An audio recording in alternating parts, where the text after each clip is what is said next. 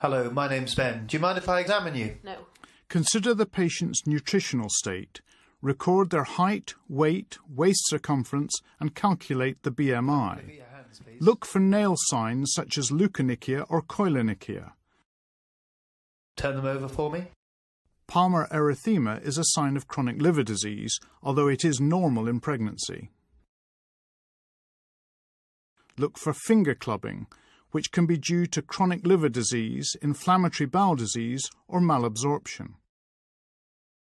Could you place your arms up in front of you and cock your wrists back, please? Asterixis is a coarse flapping tremor seen in liver failure. It may also be seen in cardiac, renal and respiratory failure with CO2 retention. Look for needle tracks, tattoos and paucity of axillary hair. More than 5 spider nevi in the distribution of the superior vena cava is a sign of chronic liver disease, although again this can be normal in pregnancy. Remember to include the upper back. You'll need more exposure than is demonstrated here. Palpate for cervical node enlargement, which may be present in lymphoma or metastatic disease. Bilateral parotid swelling can be a feature of chronic alcohol abuse. Bring your legs back up. Just rest your head back. Look for spider nevi in the face and pallor and jaundice in the eyes. I'm going to look in your eye. Look up for me. Under natural light. And down. Jaundice is a diffuse yellow discoloration of the sclera. Now can you open your mouth? Look for angular stomatitis and mouth ulcers. Also inspect the teeth. You may smell a characteristic fetor. And stick your tongue out. The tongue can be affected by iron, B12 or folate deficiencies.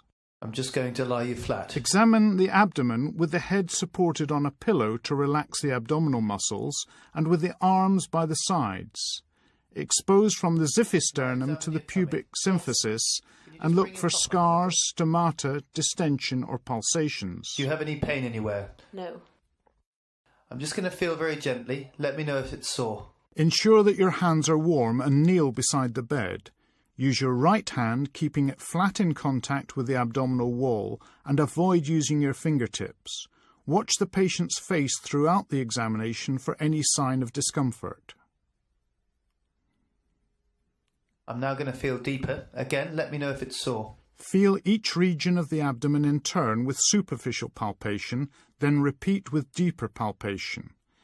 If the patient reports a site of tenderness, begin distant from this and work towards it. In addition to feeling for tenderness and masses, assess the muscle tone. Now can you take some deep breaths in and out? Feel for the liver edge as it descends during inspiration. Start in the right iliac fossa and work superiorly 1 centimetre at a time. If the liver is palpable, describe its characteristics and the edge. Locate the upper border of the liver by percussing down from the 5th intercostal space in the midclavicular line. Measure the distance in centimetres from the upper border of dullness to the liver edge. Feel for the spleen in a similar fashion. Again, can you take some deep breaths in and out? Starting near the umbilicus and working up towards the left hypochondrium. If you don't feel the spleen, explore the length of the costal margin as its position is variable. Can you roll onto your right-hand side, please? If you have still not felt the spleen, repeat this examination with the patient in the right lateral position.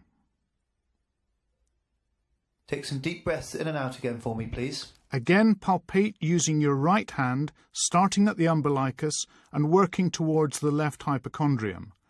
Place your left hand behind the patient's left ribs, gently pulling the rib cage forward. And roll back onto your back. Percuss over the lower ribs and lateral chest wall to confirm or exclude the presence of splenic dullness. To detect lesser degrees of kidney enlargement, place one hand behind the patient's back below the lower ribs and the other anteriorly. You sometimes need to press firmly, but take care as this may be tender. The kidney is typically ballotable.